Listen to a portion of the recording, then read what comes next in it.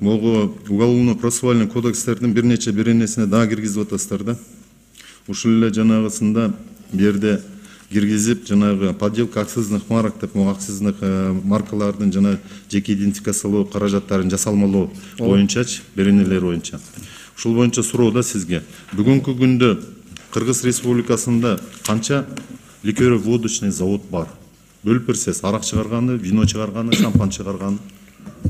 Башка салык кызматы туура айтып берип болуш керек. Мен маалымат боюнча 42 болуш керек эле, Нурлан Жумандиевич. Бардыгы болуп туруп 42, андан 5 завод арак чыгарат, анан кийин пиво чыгарган, анан шарап чыгарган деп бөлүнөт. Жок, так айтып койсоңуз, количествосын. Нурлан Жумандиевич.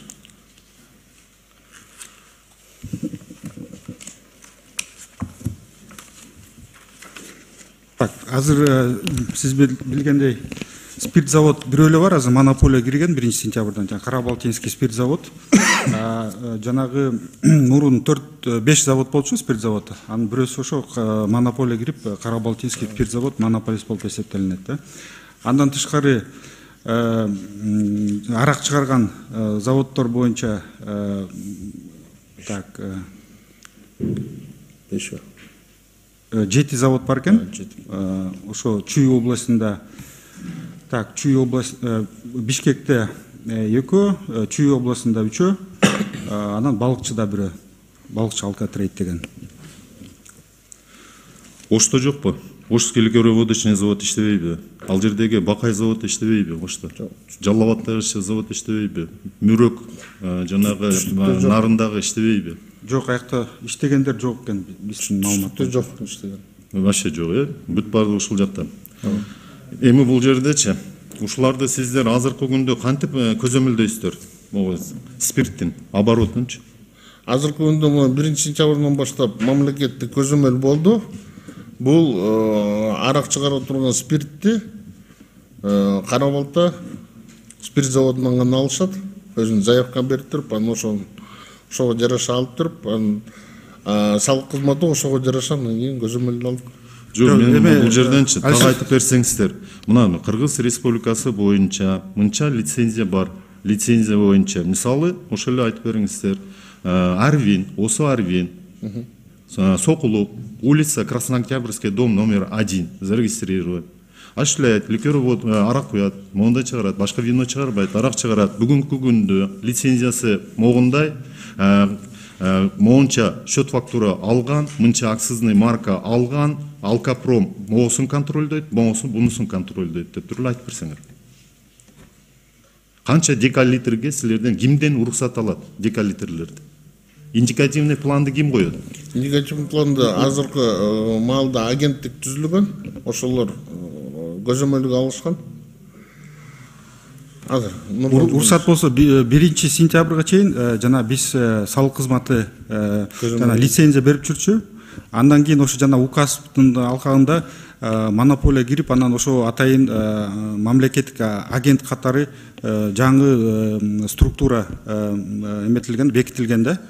Ошолор ошо агентство азыр деген лицензия берет, анан ошо жанагы прогнозду дагы экономический прогноз деп коет, ошону дагы алар коюшат да. Ал бөлүмчө кимдин астында? Ал министр кабинетинин астында. Кийинкиси да сиз азыр өзүңүздүн баяндамаңызда айттыңыз да, бир эле бизде спирт завод бар Карабалтада деген. А могу Сыдыгалиева дагы спирт завод, Ибрагим Сергей. Ал иштебейт 1 сентябрдан баштап токтотулган. Аны эмне лицензиясын чакыртып алдыңар? Жок, лицензиясы чакыртылып алган, бирок 1 сентябрдан баштап жарыянын негизинде мамлекеттик көзөмөл болгондон кийин, баягы монополия болгондон кийин спирт заводдун баардыгын ишмердүүлүгүн токтотушкан. Эмне себеп болду? Эмне үчүн? Бизде мисалы конкуренция болсо жакшы эмес беле? Булар деле мисалы акча каражаттарын канча жанагы ошого сарпташкан, ошол чыгарабыз. Кыргызстанда бизнести ушул жактан тараптан өстүрөбүз деп акча алып келген. Бул эмне болду? Аны ким төлөп берет? Алишер Ташбаевич, мен анализ жүргүздүк да. 2013 жылдын объему азыркы былтыркы жылдын объемуна салыштырмалуу 8 есе көп болгон экен да, ушунча объемго чейин түшкөн. Бул 2012 жылы рухсат берилген, баягы жеке жактарда иштетилген болот деп. Өзү негизи башында эле берилген 2009 жылы 2013 жылы берилген экен. Ошо 2013 жылга чейин максимально кармалган, анан кийин улам түшө берип бара. Анан кийин самый минимальный ошол 2019-20 жылы Биз мисалы минимальныйга түшкөн. Жок, түшүп атам сиздинчи. Мисалы сиздин статистикаңызда. Сиздер мына мисалы ишмерлүүлөр келсин, инвестиция келсин Кыргыз Республикасына дейсиздер да. Биз моундай налоговый периоддорду жасап беребиз, моундай жанагы боштондуктарды беребиз деп чакырасыздар. Ишмерлүүлөр мына канча деген акча каражаттарын жанагы кылып туруп алып келишти. Буну канча деген мэйнет кетти, канча деген акча кетти да. Кетти. Эми буну мисалы алболгон спирт заводунан эме сүт чыгара албайт же башка кыла албайт. Эмне ушунун чыгымдарын ким төлөп берет?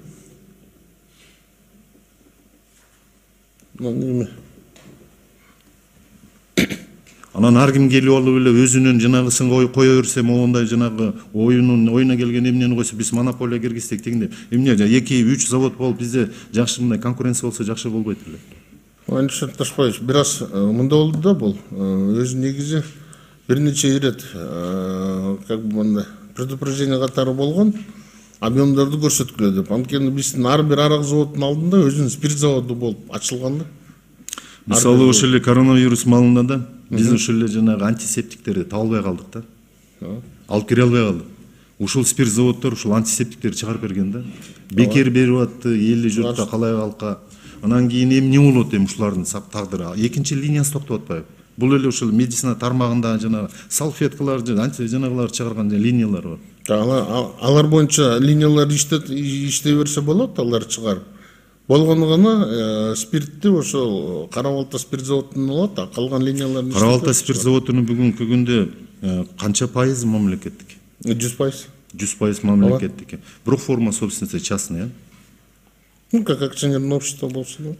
Эмне үчүн ушуну мамлекеттик кылбайсыңар? Жок, акционерный эмес, госпредприятие. Госпредприятие. Да, госпредприятие менен адашып атырмын, туура эмес. Өз негизи булар азыркы күндө 9 миллион литр чыгарылат.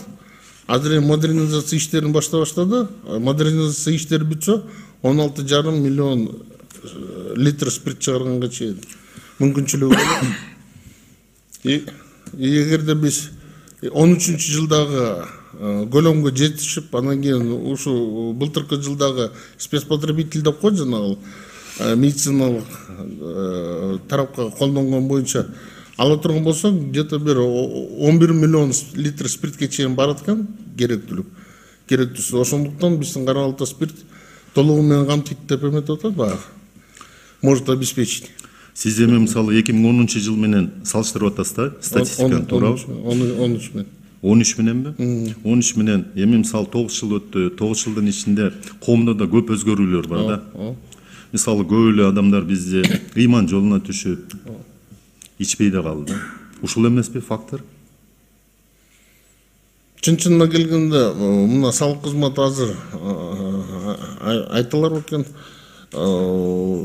Эгерде мамлекет көзөмөл киргенден кийин баягы спирт заводу жок, арак заводдордун көлөмдөрү көбөйө баштады да. Анткени эмне дегенде баягы Кыргызстандагы рынок бошоду деген сөз да. Анын ордуна баягы салыгын төлөп аткан салык төлөөчүлөр кирип атат да. Ал эми кээ бир салык төлөөчүлөрдүн объемдору азайып калды. Ошондо анализди дагы эметсе мүмкүнчүлүк болсо мен сиздерге жазуу түрүндө көрсөтүп берейин. Бирок өткөндө биз жасадык элек ошондо анализди. Ошол жерден көрүнүп турат да. Каныкыдай мындай төлөнүшү, анан кийин объемдордун өсүшү.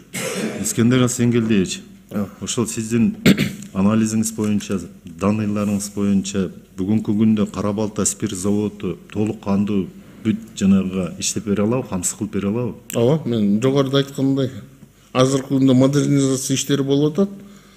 Толугу менен бүтүп, анан кийин биздин объемдорубуз 2013 жылга чейин көтөрүлсө, бул 4-5 эсе көтөрүлсө, ошондо дагы бизде ашыгы менен спирт болушу болот да. Убагы болгондо Кара Балта спирт заводу мисалы ушул конкуренция кылып башка заводдорду деле жанагы мамлекетте иштетсеңер жакшы болмок да. Эмне үчүн дегенде ошол эки түргө жанагы спирт боюнча убагында Кара Балта спирт заводу бизде эле эмес, ошо коңшу мамлекеттерди дагы жабып келгенде спирти мененчи. Азыркыга чейин мисалы сиздер өзүбүздүн ички эле жанагыга деп мындай жанагы кылып атасыздар да. Эмне үчүн сиздер производствону экспорт ориентировать этпей атасыздар? Ориентировать этип эле башында эми мындай болуп атпайбы? 6 спирт завод бар болчу. 6-дан 5-өө толук кандуу иштеп аткан. Ошо күнгө 1-сентябрга чейин. Андан кийин бирок 6 спирт заводунун объему 13-жылга салыштырмалуу жеткен эмес да объемдоруна. Экспорттун баарын кошкондо. Эмне үчүн жетпей атат? Ошонун эле объемучу. Ошол жок, мамлекет тарабынан контроль жок да. Ошол эле акцизный марка боюнча контроль жок силерде. Ошол эле силердин электрондуу счет фактураларыңар боюнча контроль жок. Алка инспекция, Алка пром жагынан жанагы контроль жок. Ошол эле налоговый инспекторлор контроль жок. Ошол контролдун жогунан ошол объемга чыкпастан бүт жанагы көмүскөгө кирип кетип атат да. Эми дагы сизге суроо, ушул эле болмосун беркен. Дагы эле ошол жанагы английский компания Деляру чыгарабы акцизный марканы? Жок. Ким? Азыркы маалда Нурлан Жумалиевич. Уруксат болсо, былтыр жанагы жаңы конкурс өткөн. Тиги Деляру менен тиги контракты бүткөн да. Бүткөндөн кийин ошо жаңы конкурс жарыялап, азыр жанагы биздин мыйзамдарга өзгөрүү кирген. Ушул жанагы акцизный марка ошо атайын бланочный эме болуп эсептелинет да. Атайын бланочный строго отчетность болуп. Ошондуктан ал деген биздин эле ушу мекемелер эле чыгарганга укуктуу да. Ошондуктан жанагы конкурска 2 биздин типографиялар катышкан. Бул деген жана Гознак деген. Анан тиги учкун. Ошо Гознак утуп, ошо былтыр декабрдан баштап бизге ошо акцизный марканы ошо чыгарып беришет. Эми толук маалыматты берип койсоңуз. Гознак кайсы мамлекеттики, учкун кимдики, учредительдери кимдер, ээлери кимдер? Гознак деген бул жанагы управ делами карайт, 64% ошо жанагы долясы ошо управ делами карайт да. Мыйзам жол берет ушул управ делами, что заниматься эткенге коммерческой предпринимательской деятельностью дегенде мамлекет өзүңөрдүн 170-беренеңер бар. Жок, управ делами өзү эметилбейт да бул деген. Управ делами ал деген жана учредитель катары эмет. Эмне үчүн бул жерде фонд госимущество эмес? Мамлекеттин мүлкүн фонд алып барат да. Эшет Ташпаевич, азыркы маалда фугига гана эмес, ошондо управ деламиге да караштуу. Андан кийин бөлөк министрликтердин алдында дагы ушундай мамлекеттик ишканалар ачылып атат да. Жок, ошого үчүн мыйзам иштеш керек да. Биз ошого карата азыр мисалы өзүбүздүн толуктоолор, сунуштарды беребиз да. Эмне үчүн дегенде өзүңөрдөн эле ошол жана налоговый кодекстеси ошол жазылып турат. Государственным служащим жана заниматься коммерческой предпринимательской деятельностью запрещено деп турат. Бирок алдында мамлекеттик ишкана болуп түзүлгөн да ошо. Аны ким чечим кабыл алып атат? Ушу мамлекеттик ишканалардын ичинде ушундай болуш керек деп. Алар акча каражатын каяктан табып атат? Жетекчилик жагынан болуш керек өзүнүн. Эмне ошол жерде жетекчи келип менин акчам бар, монча акчам бар, ушул мен Гознакты ачышым керек, мен акцизный маркалар чыгарышым керек дейби? Жок, андай эмес эми бирок. Эми жакындан да акча чыгара баштайбыз, андан кийин поддельный жанагылар чыга баштайт. Эми поддельный өз негизи чыкпаш керек да. Жок, азыр мына 1 жыл өттү, 1 жылдын ичинде мына жыйынтыгы менен азыр бир дагы поддельный акцизный марка чыккан жок да. Анткени деген ал деген көп жана защитный элементтери жакшы эметилген. Азыркы учурда азыр мына 1 жыл өтүп. Эми бул жерден дагы суроо болуп тур, азыр эркилип атасыңар. Өткөндө жакында эле Өзбекстандын канча миллион жанагы поддельный акцизный маркасы чыкты. Ошого айтып атам да. Могу жердечи ушулардын жанагы технический требования деп коебуз, жана башкаларын ошолорду ким жанагы кылып чыкты? Ошол жанагы акцизный маркалар боюнча силер эми технический жанагы тендерди өткөзгөнсүңөр да. Тендерде ким ушул жана кайсы мекеме техтребованияларды ошол акцизный маркага ойлоп чапты? Бул деген жанагы тендер өткөндүн астында жана комиссия түзүлөт да. Ошо комиссия техтребования ошо бекитет да. ага деген атайын жанагы специалисттер чакырылат. Бул деген жанагы судебный экспертизанын өкүлдөрү, ГКМБнын өкүлдөрү ошо катышат да. Алар ушундай мамлекеттик знактар боюнча специалисттерби, атайын сертификаттары барбы? Ооба, жанагы судебный экспертизанын атайын ошондой бөлүмү бар да. Ушу именно акцизный марканы изилдеп турушат алар. Экспертиза алат. Эми өзүнүн мамлекеттен чыкканы бир жагынан жакшы, бирок бул гознактын жанагы 60% мамлекеттики дедизби, жанагы фонд 65% ооба. А калганы кимдики? Жеке менчик. Жеке ишкерлердики. Ооба. А жеке ишкерлердин атына жөнүн айтса болобу? Ушул биздин мына ушул атка минерлер Кыргыз Республикасынын, Кыргыз мамлекетинин жарандарыбы же чечактыкыбы? Аны өзүнчө кат аркылуу сизге берелик. Ушуларды берсеңер, Хорошо. Ким экенин анан көрөлүчү, биз да көрөлү, ошого карата жана кылбайлыбы дегенде. Анан кийин могу азыркы күндөр силер айтып койсоңор так. Могу акцизный маркалардын кантип контролдоп атасыңар? И счет фактураларды кантип контролдоп атасыңар? Именно ушул жанагы спирт боюнча чыккандар боюнчачы. Ушу акцизный маркалар боюнча жана айтып кеткендей защитный элементтер көп бар. Ошондуктан алар деген жанагы биз деген ошо гознак менен чогуу ошо конкурсный требования дагы бар. Ошо жанагы защитный элемент боюнча окутуу өткөрүлөт. Биздин жанагы сотрудниктер менен кошо атайын приборлорду беришет. Ошонун негизинде анан рейдовый жүргөндө ошо аппаратура менен защитный элемент эмелерин карап туруп, ошол жактан анан чыгарылат да. Башка поддельный акцизный марка болсо. Эми буну баары сиз аппарат деп атканыңыз жанагы эле УФЛ аппарат да? Ооба. Ошо менен эле. Жок, андан тышкары дагы башка эмелер бар, жанагы мындай айнек эметилген фонарик, ар кандай эмелер берилет да. Эмне үчүн дегендечи, мына буга чейин деле Кыргыз Республикасында канчадан миллиондогон акцизный маркалар келип чыккан да. Бул акцизный маркалар Турция Республикасынан келгендер, Кытай Республикасынан келгендер, анан өзүнүн качествосу менен дагы билинет эле да. Мисалы Кытайды канча эмес, анан кийин Турциядан чыгып келген, экинчи заводунан чыгып келгендер, бул аябай эле. Биздики менен эч нерсе айырмасы да жок эле да. Да. Рұқсат болса, азыркы малда ушу жылдын 1-майында болсо Кубаныч электрондук товар транспорт накладной. Да, сөзсүз түрдө колдонуш керек бул алкогольдук ичимдиктерди жүгүртүүдө, перевозкада. Мисалы үчүн өндүрүштөн соода түйүнүнө чейин барган. Бул биринчи көзөмөл. Жолдон баратканда мисалы үчүн постердон токтотулуп текшерилген жерде ошондой электрондук документи жок болсо системада, анда бул жүгүртүүдө эмес товар деп эсептелип туруп көзөмөлгө алынат. Биринчиден, экинчиден электрондук счет фактураны жазганда бул системанын ичинде да онлайн режиминде салык кызматы карап турушат, берилген кандай берилип аткан. Үчүнчүсү болсо ар бир марканы жасап атканда емкость, анан кийин кандай товарный позицияга жасалып атат, ошондон бери азыркы маалда электрондук жүзүндө жүргүзүлүп турат. Мисалы үчүн район берип атса, борбордук аппараттагылар ошону байкоого алат да онлайн режимде.